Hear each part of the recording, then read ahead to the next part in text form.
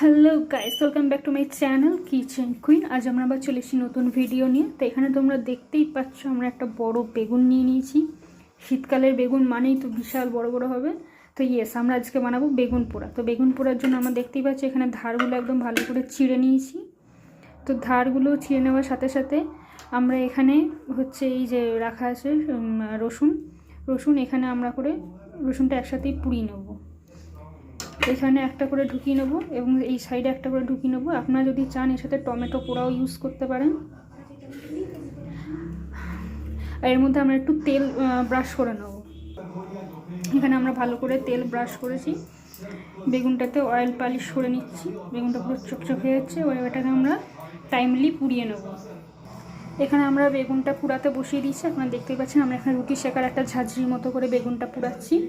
আমরা বেগুনটা এইভাবে পুড়তে দিয়ে এপিট ওপিট করে ভালো করে 10-15 মিনিট ধরে পুড়িয়ে নেবো। আপনাদের বেগুনটা যতটা বড় হবে আপনারা সেরকম টাইমলি ভালো করে বেগুনটাকে পুড়িয়ে জাস্টটাকে বলে কুক করে নেবো, সেটা করে নেবেন। এখানে আমরা বেগুনটাকে ভালো করে উল্টে পাল্টে নিয়ে পুড়িয়ে নিচ্ছি। আপনারাও আপনাদের বেগুনকে এরকমভাবে উল্টে পাল্টে নিয়ে ভালো করে পুড়িয়ে নেবেন। এখানে বেগুনের এক পিঠটা প্রায় পোড়া হয়ে গেছে, আর অপর পিঠটা পোড়ানো চলছে। তার সাথে আমরা এখানে হচ্ছে ধনেপাতা, পেঁয়াজ আর লঙ্কা নিয়ে নিয়েছি। এগুলো হচ্ছে আপনার যে টমেটো থাকলে আপনারা টমেটো নিয়ে নেবেন। এগুলো হচ্ছে এই বেগুনটাকে পোড়ানোর পর এটাকে মাখতে কাজে লাগবে। তো আমাদের বেগুনটা পুরোটা পুড়েই গেছে। আমরা 15 মিনিট ধরে ভালো করে পুড়িয়ে নিয়েছিলাম, তারপর কিছুক্ষণ ঠান্ডা হতে দিয়েছি। এটা দেখতেই পাচ্ছ কারণ ফাঁপড়ি ওঠা মতো হয়ে গেছে, ঠান্ডা হয়ে গেছে এখন। তো এটা আমরা এবার খোসাটা ভালো করে ছাড়িয়ে নেব। এখানে আমরা বেগুনটা ভালো করে ছাড়িয়ে নিয়েছি খোসা থেকে।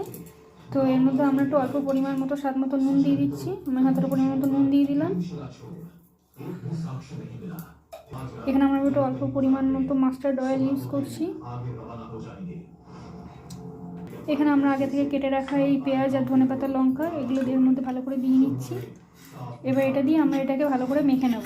আর আপনারা চাইলে এর মধ্যে একটু টমেটো ইউজ করতে পারেন, টমেটো কুচি করে কেটে কিংবা টমেটো পুড়িয়ে যেমনভাবে হোক আমরা এটা ইউজ করতে পারেন। তো আমাদের বেগুন ভর্তা রেডি হয়ে গেছে। এখান থেকে বেশ ফ্লেভারটা বেশ দারুণ এসছে, ঝাল ঝাল একটা ফ্লেভার এসছে। তো আপনারা এরকম রেসিপি পাওয়ার জন্য আমার চ্যানেলটাকে অবশ্যই লাইক, শেয়ার এবং সাবস্ক্রাইব করবেন।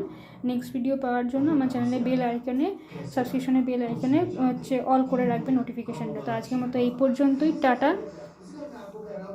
দেখা হচ্ছে নেক্সট ব্লগে।